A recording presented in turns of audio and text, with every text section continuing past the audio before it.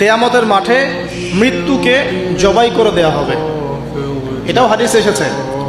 কিয়ামতের মাঠে যখন সমস্ত মানুষকে আল্লাহ পাক উঠাবেন, হিসাব নিকেশ নেওয়া হবে এবং চুল ছেঁড়া বিশ্লেষণ করা হবে, যার ব্যাপারে নবী সাল্লাল্লাহু আলাইহি ওয়াসাল্লাম বলছেন, একটা শিংওয়ালা ছাগল যদি একটা শিং ছাড়া ছাগলকে গুঁতো দিয়ে থাকে অন্যায়ভাবে, কিয়ামতের মাঠে আল্লাহ পাক ওই শিংহীন ছাগলকে শিং দিয়ে বলবেন, তুমি গুঁতা মেরে এখন প্রতিশোধ নাও।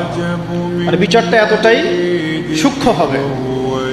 এরপর আল্লাহ পাক মৃত্যুকে হাজির করবেন একটা প্রাণীর রূপে, একটা পশু বা একটা প্রাণীর রূপে মৃত্যুকে ডেকে আনা হবে এবং একে জবাই করে দেওয়া হবে, মানে মৃত্যুকেও মৃত্যুবরণ করতে হবে। আমি কি বোঝাতে পারছি? এতে করে কি হবে, জান্নাতীদের উৎফুল্ল যে মেজাজ, যে খুশি, এটা আরো বেড়ে যাবে। কারণ তারা বুঝতে পারবে যে এরপরে আর কোনো মৃত্যু নাই, আমরা অনন্তকাল জান্নাতে থাকবো ইনশাআল্লাহ। আর যারা জাহান্নামী, তাদের আক্ষেপ, দুঃখ, কষ্ট, যন্ত্রণা আরো বেড়ে যাবে।